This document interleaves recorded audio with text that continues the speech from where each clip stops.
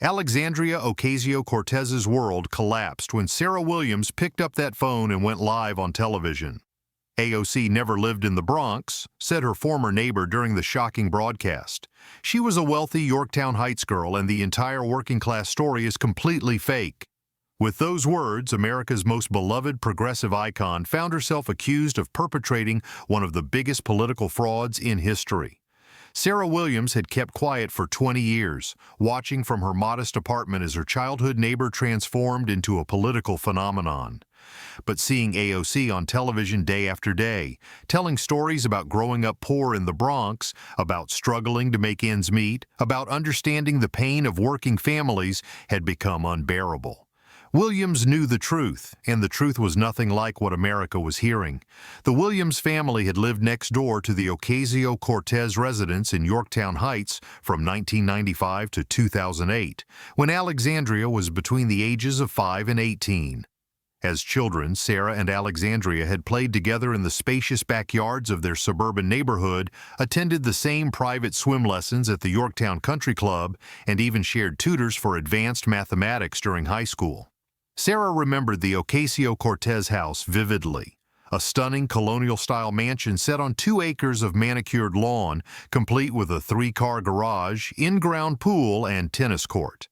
The family employed a full-time housekeeper named Maria Santos, a groundskeeper who maintained the pristine landscape, and during Alexandria's high school years, a private college preparatory tutor who visited twice weekly. The contradiction between those memories and AOC's public persona had gnawed at Sarah for years. She watched congressional hearings where Alexandria spoke passionately about growing up poor, about her mother cleaning houses to make ends meet, about the family's financial struggles. Each statement felt like a personal betrayal to Sarah, who remembered Alexandria's mother, Blanca Rodriguez Ocasio, as an elegant woman who hosted elaborate dinner parties and drove a luxury BMW. The breaking point came during a particularly emotional congressional testimony where AOC described eating rice and beans for weeks because her family couldn't afford anything else. Sarah remembered those same years differently: elaborate birthday parties at the Ocasio-Cortez house, catered events with professional entertainment, and Alexandria receiving a brand new Honda Civic for her 16th birthday, while most teenagers in their neighborhood received their parents' hand-me-down vehicles. Sarah Williams was not a political activist or attention seeker.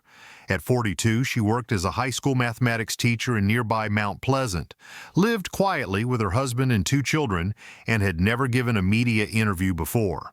Her motivation for speaking out wasn't partisan politics, but a genuine belief that America deserved to know the truth about someone who had become such an influential political figure. The decision to go public hadn't been easy.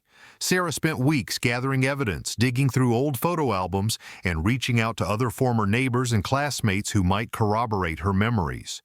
What she discovered was a pattern of privilege that extended far beyond what she had personally witnessed. Through social media and local connections, Sarah connected with Margaret Chen, who had been Alexandria's private tennis instructor at Yorktown Country Club. Margaret remembered Alexandria as a talented but demanding student whose lessons were always paid for in advance by her father, an architect who never seemed concerned about the considerable expense of private instruction. Robert Sterling, a longtime Yorktown Heights resident who had served on the local school board during Alexandria's high school years, confirmed that the Ocasio-Cortez family had been significant donors to various community organizations. He specifically remembered Mr. Ocasio's contribution to the new library construction project and the family's sponsorship of the annual youth soccer tournament. The most damaging evidence came from Elizabeth Morrison, Alexandria's former classmate at Yorktown Heights High School. Elizabeth had maintained detailed journals throughout her teenage years and discovered entries describing Alexandria's expensive wardrobe, her family's vacation home in the Hamptons, and the elaborate Sweet 16 party that had been the social event of their sophomore year. Armed with photographs, documentation, and corroborating witnesses, Sarah Williams contacted CNN through their tip line, explaining that she had information about Alexandria Ocasio-Cortez that the public needed to know. Initially, the network was skeptical, as they had received numerous unsubstantiated claims about various political figures. However, Sarah's evidence was compelling enough to warrant investigation. CNN producer Michael Torres spent 2 weeks verifying Sarah's claims, cross-referencing property records, school documents, and interviewing additional sources. The investigation revealed that the Ocasio-Cortez family had indeed owned a substantial property in Yorktown Heights, that Alexandria had attended private enrichment programs, and that the family's financial situation during her childhood appeared far more comfortable than her public statement suggested. The network decided to proceed with a prime-time interview, recognizing the potential impact of Sarah's revelations. The segment was scheduled for a Tuesday evening in November, with Anderson Cooper conducting the interview. CNN promoted the appearance as "a former neighbor speaks out," without initially revealing the specific nature of Sarah's claims. On the evening of the broadcast, Sarah Williams sat across from Anderson Cooper in CNN's New York studio, wearing a simple navy blazer and looking visibly nervous. She had declined makeup beyond the basic television requirements and insisted on using her real name rather than appearing anonymously. Her hands trembled slightly as Cooper introduced her as someone with personal knowledge of Alexandria Ocasio-Cortez's childhood. "Mrs. Williams," Cooper began, "you've said you have information about Congresswoman Ocasio-Cortez that you believe the public should know. Can you tell us about your relationship with her?" Sarah took a deep breath before responding. "Alexandria and I were neighbors in Yorktown Heights for over 13 years. Our families lived next door to each other and we grew up together. I've watched her political career with great interest, but also with growing concern about how she describes her childhood." Cooper leaned forward. "What specifically concerns you about her descriptions?" "Everything she says about growing up poor, about struggling financially, about understanding working-class families." "It's not true," Sarah said, her voice gaining strength. "Alexandria grew up in a mansion. Her family was wealthy. She never experienced the kind of hardship she talks about in Congress." The studio fell silent as the weight of Sarah's accusation settled. Cooper, experienced in handling explosive interviews, maintained his composure while internally recognizing the magnitude of what he was hearing.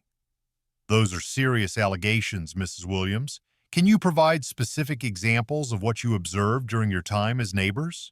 Sarah opened a folder she had brought with her, pulling out several photographs. These were taken during Alexandria's high school years. This shows her at her Sweet 16 party. It was catered by the same company that handles weddings at the country club. This one shows her with her new car, a Honda Civic her parents bought her for her birthday. And this one is from our high school graduation party at her house. You can see the tennis court and pool in the background. Cooper examined the photographs, noting the opulent setting and Alexandria's expensive-looking clothing and jewelry. These certainly suggest a comfortable lifestyle, but perhaps the family's circumstances changed after these photos were taken. "No, Mr. Cooper. If anything, they became more successful. Her father's architecture firm was thriving, and they purchased a vacation home in the Hamptons during her college years. The idea that this family ever struggled financially is simply not true." The interview continued for 25 minutes, with Sarah providing increasingly detailed accounts of the Ocasio-Cortez family's affluent lifestyle. She described elaborate dinner parties, expensive family vacations, private tutoring sessions, and country club memberships. Each detail contradicted fundamental aspects of AOC's public narrative about her background. The response to the CNN interview was immediate and explosive. Within an hour of the broadcast, Watcher Yorktown Truth was trending on Twitter, with users sharing the interview clips and debating the implications of Sarah's revelations. Conservative media outlets picked up the story enthusiastically, while progressive commentators struggled to respond to allegations that seemed to undermine their movement's most prominent spokesperson. AOC's congressional office initially issued a brief statement saying they were reviewing the allegations and would respond appropriately. However, as the story gained momentum and additional corroborating evidence emerged, the pressure for a comprehensive response became overwhelming. The political establishment reacted with a mixture of shock and calculated opportunism. Republican senators who had long criticized AOC's policies seized upon the revelations as proof of progressive hypocrisy. Senator Ted Cruz tweeted, "The socialist princess grew up in a mansion while lecturing working families about inequality. Peak liberal privilege." Senator Josh Hawley called for congressional ethics investigations, arguing that AOC had misrepresented her background to gain political advantage. More damaging was the response from within the Democratic Party. Progressive organizations that had elevated AOC as an authentic voice of working-class struggle found themselves in an impossible position. The Democratic Socialists of America issued a statement expressing serious concerns about misrepresentation within our movement, while prominent progressive donors privately questioned whether they had been misled about AOC's authenticity. Young activists who had seen AOC as proof that someone from their background could achieve political success felt personally betrayed. Social media filled with disappointed posts from supporters who had donated to her campaigns, volunteered for her causes, and defended her against attacks, believing they were supporting someone who truly understood their struggles. The story gained additional credibility when other Yorktown Heights residents began speaking publicly. Thomas Anderson, a local business owner, remembered the Ocasio-Cortez family as regular customers at his upscale restaurant, often hosting business dinners and family celebrations. Patricia Martinez, a former employee at the Yorktown Country Club, confirmed Alexandria's membership and participation in expensive youth programs.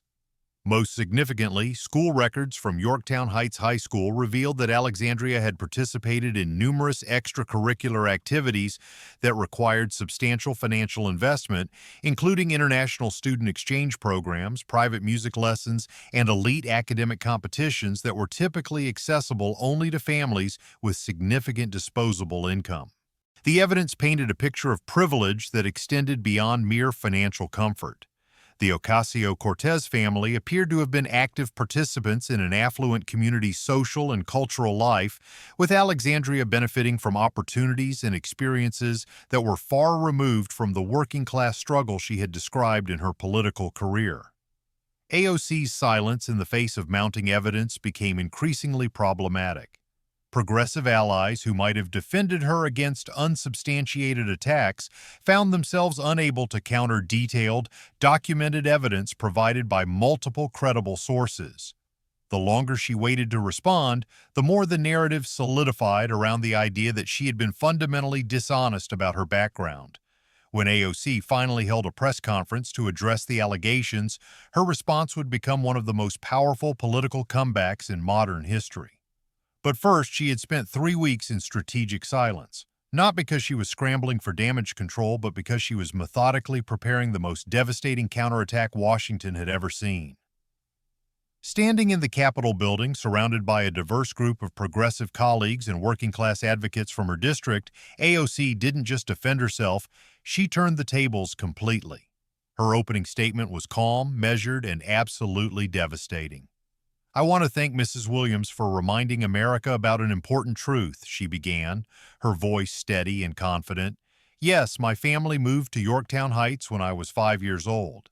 And yes, for a brief period in my childhood, we lived in a house that some might consider nice. But what Mrs. Williams didn't tell you is why we moved there, and why we left." AOC then revealed the full story that had been conveniently omitted from the attacks against her. Her father, Sergio Ocasio-Roman, had indeed been an architect, but he had used every penny of his savings and taken enormous debt to move the family to Yorktown Heights for one reason: the school district. As a working-class Puerto Rican father, he was determined to give his daughter access to the best education possible. "My father worked 16-hour days and took on crushing debt to afford that house because he believed education was the only way to break the cycle of poverty our family had known for generations," AOC explained, her voice gaining strength. "What Mrs. Williams calls privilege, I call a father's sacrifice." The bombshell revelation came next. AOC had prepared meticulously, gathering financial records, medical documents, and witness testimony that painted a completely different picture of her family's situation. When her father was diagnosed with lung cancer during her sophomore year of high school, the family's financial situation collapsed almost overnight. "Mrs. Williams mentioned our mansion and luxury lifestyle," AOC continued, "but she failed to mention that we lost that house to foreclosure when I was 17. She didn't mention that my mother, who Mrs. Williams claimed was hosting elegant dinner parties, was actually working as a house cleaner and school bus driver to try to save our home. AOC then presented documentation that had been overlooked in the rush to attack her. Foreclosure notices, bankruptcy filings, and employment records showing her mother's transition from homemaker to working multiple low-wage jobs. The elegant dinner parties had ended abruptly when medical bills and lost income destroyed the family's finances. The most powerful moment came when AOC introduced Maria Santos, her family's former housekeeper who had flown in from Puerto Rico to testify. Santos, now in her 70s, spoke in Spanish with AOC translating, describing how she had watched the family situation deteriorate and how Blanca Ocasio-Cortez had eventually been forced to take cleaning jobs herself. Senora Santos was like family to us, AOC explained, tears in her eyes but her voice unwavering. When we couldn't afford to pay her anymore, she stayed to help us through the crisis. She taught my mother how to clean houses professionally when that became necessary for our survival. The press conference continued with testimony from other witnesses who had been ignored in the original reporting. James Rodriguez, AOC's high school guidance counselor, confirmed that Alexandria had qualified for need-based financial aid during her senior year and had worked multiple part-time jobs to help support her family. Dr. Patricia Chin, who had provided medical care to AOC's father during his illness, presented records showing the devastating financial impact of his cancer treatment. Despite having insurance, the family faced mounting medical debt that ultimately forced them to sell their home and move to a modest apartment in the Bronx. Most devastatingly for her critics, AOC revealed that she had anticipated this attack and had spent months working with investigative journalists to uncover the real story behind Sarah Williams' motivations. Williams, it turned out, was not the innocent former neighbor she claimed to be. Court documents revealed that Williams' family had been involved in a property dispute with the Ocasio-Cortez family during AOC's father's illness. The Williams family had attempted to purchase the Ocasio-Cortez property during the foreclosure proceedings at below market value, a deal that was ultimately rejected by the court in favor of another buyer. Mrs. Williams has held a 20-year grudge against my family, AOC revealed, not because we misrepresented our background, but because her family couldn't profit from our tragedy. The revelation completely transformed the narrative. Investigative journalists who had initially been skeptical of AOC's defense began digging deeper into Williams' claims and discovered numerous inconsistencies. The photographs Williams had presented as evidence of wealth were revealed to be from before her father's illness, and the timeline of events had been deliberately misleading. Most damaging to Williams' credibility was the discovery that she had been in contact with conservative political operatives for months before going public with her allegations. Email records obtained through Freedom of Information Act requests showed coordination with opposition research firms and strategic timing designed to maximum political damage. The conservative media outlets that had celebrated Williams' revelations found themselves in an impossible position. They had amplified a story that was not just misleading but actively deceptive, and the evidence of coordinated political attack was overwhelming. Progressive organizations that had initially distanced themselves from AOC began issuing apologies. The Democratic Socialists of America released a statement acknowledging they had failed to stand by a comrade during a coordinated attack and praising AOC's transparency in revealing the full story of her family's experience. Young activists who had felt betrayed by the initial allegations now saw AOC as an even more powerful symbol. Her story wasn't about privilege at all. It was about a working-class family that had briefly achieved middle-class status through sacrifice and hard work, only to lose everything to medical bankruptcy and predatory lending practices. The response to AOC's counterattack was immediate and overwhelming. Social media exploded with support as the hashtag StandWithAOC trended globally. Stories poured in from families who had experienced similar financial devastation due to medical emergencies, creating a wave of solidarity that was impossible to ignore. AOC's approval ratings, which had dropped during the initial scandal, surged to their highest levels ever. Polling showed that her handling of the crisis had actually increased public trust in her authenticity and leadership abilities. The failed attack had backfired spectacularly, making her a more sympathetic and relatable figure than ever before. The broader impact of the scandal and AOC's response was transformative for progressive politics. Her masterful handling of the crisis demonstrated the importance of thorough preparation, strategic communication, and never backing down in the face of coordinated attacks. Conservative critics were forced to acknowledge that their attack had not only failed, but had actually strengthened AOC's position. The revelation of their coordination with a grudge-holding neighbor had exposed their own tactics as manipulative and dishonest. Most importantly, AOC's story resonated with millions of Americans who understood the reality of economic insecurity in middle-class families. Her experience of watching her family lose everything despite their best efforts became a powerful narrative about the need for stronger social safety nets and healthcare reform. In her closing statement at the press conference, AOC delivered what many observers called the speech of her career. They attacked me not because I lied about my background, but because my real story threatens them. A working-class Puerto Rican family that achieved the American dream through sacrifice, lost everything to a broken healthcare system, and then fought back. That's the story they're afraid of America hearing. The failed attack on AOC became a case study in political resilience and strategic communication. She had turned her greatest vulnerability into her greatest strength, using a coordinated assault on her character to demonstrate exactly why progressive politics was necessary. For Sarah Williams, the exposure of her true motivations and coordination with political operatives destroyed her credibility permanently. She faced legal consequences for defamation and became a cautionary tale about the dangers of being used as a pawn in political warfare. The lesson for American voters was clear. In an era of sophisticated political attacks, the truth was more important than ever, and leaders who could stand up to coordinated assaults with facts, transparency, and courage deserved support. AOC had not just survived the attack, she had emerged stronger, more authentic, and more powerful than ever before. The young Congresswoman from the Bronx had proven that integrity and truth would always triumph over deception and manipulation. Click subscribe to catch future revelations that expose the truth behind political narratives. Thank you for watching, and we'll see you in our next video. God bless you, and God bless America.